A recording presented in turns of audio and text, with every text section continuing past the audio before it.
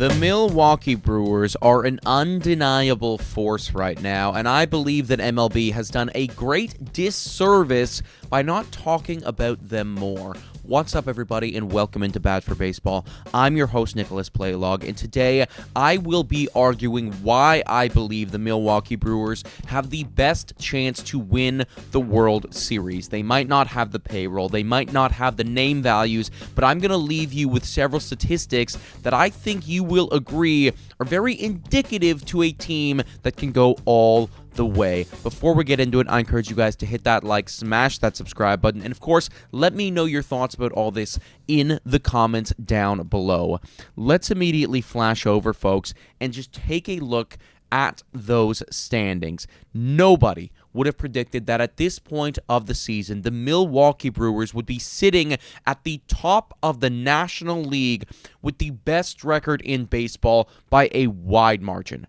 This is not just by one game, two games. When you look around the league, the next best team, the Detroit Tigers, have 80 wins to their name. Meanwhile, Milwaukee, sitting 32 games above 500, has 85 wins. That is a level of dominance that nobody else has been capable of achieving this season, and Milwaukee deserves it. They seriously do. I think the craziest part about this entire baseball season is the fact that the best team in baseball, by a wide margin, like we just established, the Milwaukee Brewers, are 23rd in payroll. That's ludicrous. In a MLB that is dominated by money, when we scroll to the top here, you look at all of these teams, and they're all very good. LA, New York, Philadelphia, Toronto, Houston. These are all playoff teams in an MLB that is dominated by high payrolls. To see the Milwaukee Brewers with a total payroll of $112 million leading all of MLB, honestly, that's something to feel good about. And they just walked into Toronto and delivered it to the Toronto Blue Jays, who are at the top of the AL East, who have more than double the amount of allocated money than the Milwaukee Brewers. That's something to feel good about if you are a Milwaukee fan, but that's not why we're here today, because I'm going to argue to you why this $112 million team is going all the way, or at the very least has a very good chance to go all the way. Looking over at their roster right now, top to bottom, they're built. And you're probably looking at this and going, well, who do I know on this team? And the answer is you don't know a whole lot of them. There's not big-time name value on the Milwaukee Brewers, but this is a team that gets it done regardless. When we look at their total statistics here on the season, they are second in batting average, second in on-base percentage, 10th in OPS. Because they don't hit a lot of home runs. They're 19th in home runs, so that's the one area of the game where they don't necessarily excel. But for whatever reason, they're second in runs, and they're second in stolen bases. This is a team that is exceptional at manufacturing runs, at winning in the small ball games, at stringing hits together, and then when they can't, putting a bunt down or stealing a bag or catching you off guard. That is the bread and butter. That is the backbone of this Milwaukee Brewers offense, and it has been working. Their pitchers also dominant. Second in ERA among starting pitchers, and when you take a look over here at the names, there is actually some name value. Maybe not as much the lineup doesn't have a whole lot, but over here, Freddie Peralta is a guy, folks. This is an individual who absolutely could start in game one of a postseason match, and I would be thoroughly over the moon about it, fully supporting him. This is an individual with a 2.58 ERA over 153 innings, and somebody who has quite literally just been dominant. And you want to see him go up against another squad, another playoff team? Well, recently Freddie Peralta did. He went up against the Toronto Blue Jays just a couple days ago, and look at what he did to the team that has the number one batting average and the number one on-base percentage in all of baseball. That team, the Toronto Blue Jays, had one hit against Freddie Peralta. One hit. He is not. In the month of August, excuse me.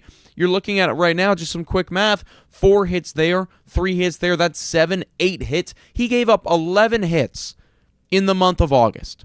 That's truly insane. Freddie Peralta is an undeniable stud for these Milwaukee Brewers, and he can be the anchor in that rotation, but he doesn't need to pull all the weight, because you look at some of the other guys in here, and they've been getting it done as well. Quinn Priester, I was not familiar with your game, cue the Shaq meme, but he has been phenomenal. And then Brandon Woodruff, coming back from the IL, we didn't know what we were going to get. We are getting an ace. This is their playoff rotation, and it is stacked. And when you get to the bullpen, things do not get any easier, everybody. Show me an individual here that you don't want coming out. Okay, maybe Eric Fetty. That's the one guy. But every other person here in this bullpen, you can put them out in a high-leverage spot, and you can feel good about it. Not a single one of them has an ERA over 4 other than Eric Fetty, and mainly he was a starter, right? He pitched 129 innings this year, so he's just been moved over to the pen. But all of these actual bullpen names are phenomenal, everybody. They are really, really good. So Milwaukee Brewers, top to bottom, even though they don't have that even though they don't have that number one star caliber player, they are a team that's just getting it done day in and day out. They do all the little things right. They do all of the little things right. The fundamentals to baseball. And I got some numbers to back that up as well, folks. Take a look at this. Fielding Bible. This is defensive runs saved right here, okay? So this is what they do when they are on defense. They are 5th best in terms of defensive runs saved. That's the Milwaukee Brewers. So it's tough to hit off of their pitchers to begin with, but they're not going to be making any mistakes out there in the field. You want to look at the most comeback wins? They're pretty good at that too. They're 7th in MLB. So when they get down in a ball game, they can very easily come back and win said ball game. And let's be honest, I mean, they don't have a lot of comeback wins, or as much as the LA Dodgers, because they don't get down a lot. It's very difficult to get a lead on the Milwaukee Brewers at any given point of a ball game, because their pitchers are so good, their defense is so good, and their offense will take the lead and be able to pounce on your starting pitcher before you're capable of pouncing on theirs. So the Milwaukee Brewers, they're capable of coming back, but they're also capable of holding that lead as well with their strong pitching, with their strong defense, with their strong bullpen. This next thing that I'm going to show you is exactly why I believe the Milwaukee Brewers are, at the very least, going to have their best shot at winning the World Series that they've had in a very, very long time. This is the most proof I think that anybody can give as to why this team is so dominant. And if after this you're not buying into the Milwaukee Brewers, then frankly, I don't know what will make you buy into the Milwaukee Brewers. But take a look at this, everybody. One stat that proves the Milwaukee Brewers are legitimate World Series contenders. I'm going to read this highlighted part off for you right here. Heading into their 3-game series with the Phillies starting on Labor Day, the Brewers have more than held their own against the league's top teams, Philadelphia included. Milwaukee is an impressive 15-3. Let that sink in. Against current division leaders, boasting a 6-0 record against the Dodgers, 3-0 against the Phillies, and series wins over the Astros, Tigers, and the Blue Jays. That is insane. 15-3 against the MLB's top teams. 6-0 against the Dodgers. 3-0 against the Phillies. These are the teams that they will be up against when they're making their way to the postseason. And they've already proven time and time again that they can beat them, that they can dominate them. That, to me, is truly miraculous work from a team that has a payroll of $112 million. Just truly insane stuff right there. This article goes on to say, though, that it's a strong statement that the Brewers aren't just beating up on the weaker teams. They're thriving against the best. Milwaukee has managed to defeat these teams the same way they did everyone else this year. That is by collecting hits, taking what is given to them, applying pressure, playing sound defense, and their pitchers executing on the mound. Entering the final month of the season, the Brewers are first in the NL in batting average, on base percentage, runs scored, hits, and stolen bases. They also have the best team ERA of 3.6. What else do you need? They've beaten the best teams. They've dominated the best teams, actually, in the NL. They are the best at getting hits, getting on base, stealing bases, scoring runs. They have the best team ERA. They're great at defense. These are all of the things that I look at when I'm deciding whether or not this is a team I can really buy in on. And I don't know how you couldn't buy in at this point on the Milwaukee Brewers. 85 wins. 5 more than any other squad in baseball, beating up, dominating the good teams, and doing everything right, all the fundamentals right. They don't have a Shohei Ohtani. They don't have an Aaron Judge, and it does not matter because every single person in that lineup is contributing.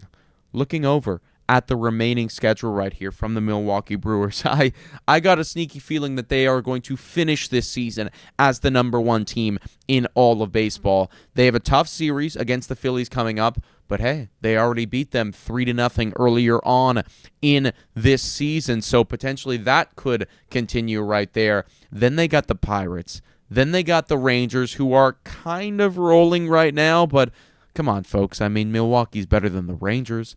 Then they got the Cardinals, who are effectively out of it. The Angels, who are definitely out of it. Cardinals again. Then finally, a semi-tough test in the San Diego Padres. And then finishing things off with the Cincinnati Reds, who maybe could be a bit of trouble if they're actually fighting for that final wildcard spot. But odds are they won't be, and Milwaukee should be heavy favorites. Well, they should be heavy favorites walking into all of these matchups, but certainly into all of them other than San Diego and Phillies. This is a team that has everything set out in front of them right now. A squad that owns their own destiny and frankly is doing all of the things that I look for right in a World Series champion. And I will leave you with one final statistics right here, folks. Milwaukee Brewers 41-24 against teams above 500. Scrolling through the rest of the MLB, as we can see, there is not a single team other than Seattle Mariners that have over 40 wins, and even they have 36 losses against teams over 500. This is the best record against teams above 500 by a wide margin. Milwaukee is the real deal, and if you're not already bought in on the Milwaukee Brewers, then you should be, because this is a squad that I think is going all the way. But folks, let me know your thoughts about all this in the comments down below. Please hit that like, smash that subscribe button, and if you do have access to it, hit the hype button as well. It really helps small creators grow. We will catch you next time. Cheers.